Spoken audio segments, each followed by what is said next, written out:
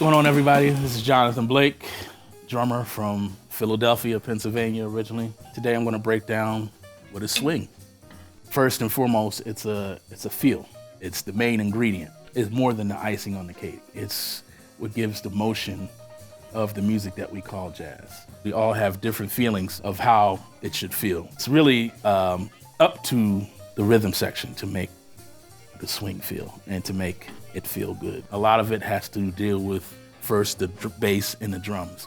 We have to be locked in there, and that provides the cushion for everything. One of the most swinging records is Oscar Peterson, 3+1. That's a record that features his trio, Egg Thigpen, and I think it's Ray Brown, the great Clark Terry on trumpet. Hands down, some of the most swinging music ever.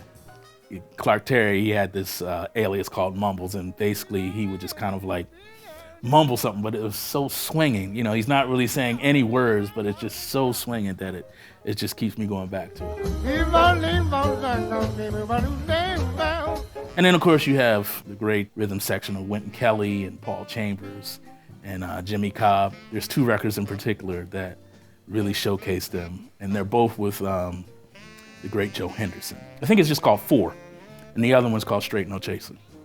Some of the most swinging stuff you'll ever hear. When I was coming up in Philadelphia, one of my first teachers, his name was Leon Jordan, and he used to break down the swing for me like this. You want to get the mantra in your head called walk the dog.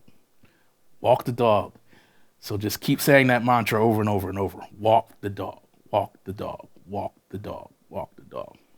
Then he would say, okay, now play what you say. Walk the dog, walk the dog. Walk the dog, walk the dog. And once you kind of have that down, then what you want to do is bring your hi-hat in. Now I'm gonna tell you a little story. So when I got to college at William Patterson University, one of my teachers took all the drums out of the practice room for my ensemble. And he said, look, I just want you to focus on the cymbal and the hi-hat. If those are locked up, if they're locked together, you don't need the other drums because you'll make the whole band sound good. So when you get this down, walk the dog, you're gonna start bringing in your hi-hat on beats 2 and 4. 1, 2, 3, 4, 1, 2, 3, 4, 1, 2, 3, 2 and 4 kind of gives it that feeling of, okay, we're in the pocket now.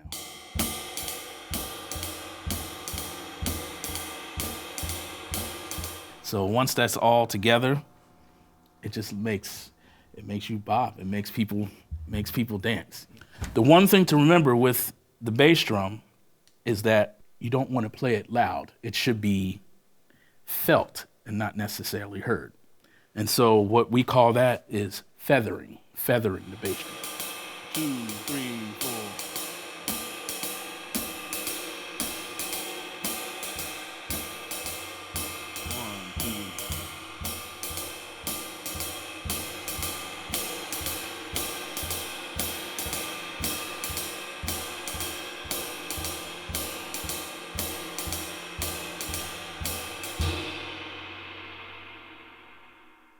Level 2, we start bringing in our left hand.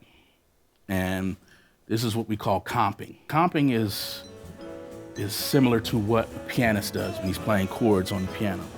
This is kind of what we do. This is kind of our comping method. To start off fairly simple, we'll just play on beat 1 and then on the end of 2. So 1, 2, 3, 4. 2, 3, 4. 1, 2, 3, 4. Right? Now when we put that all together,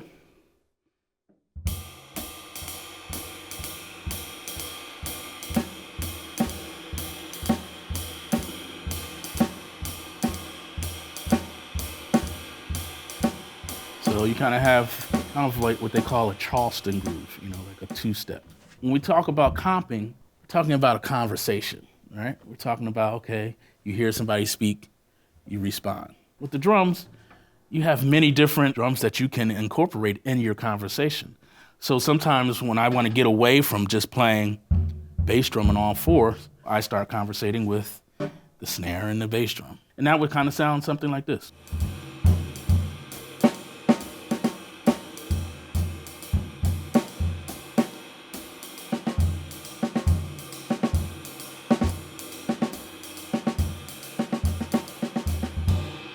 Right?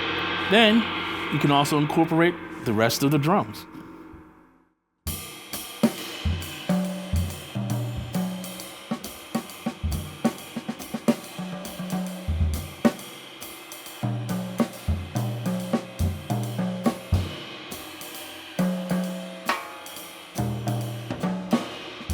Once we have our foundation, then we can expand upon it.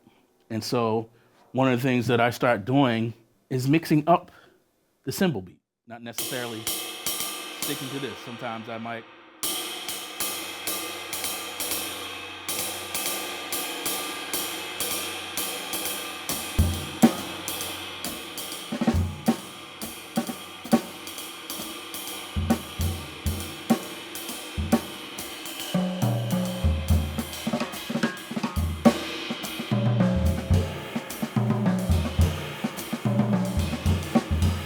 these are a few things that you can start to, experiment with. The whole thing is we want to keep it interesting, but we have to have a basis and a foundation before we can expand on it. It's that old saying, you have to crawl before you can walk.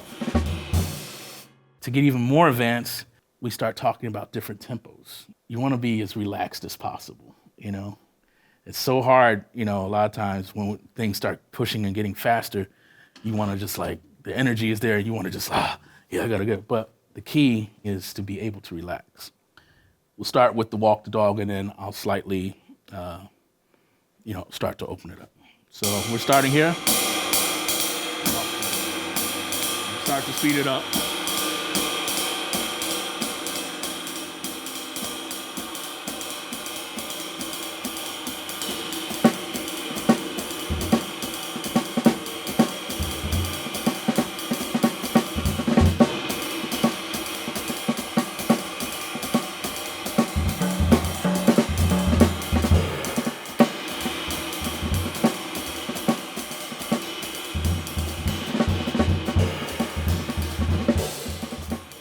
Those are kind of like the three different ways of approaching playing swing.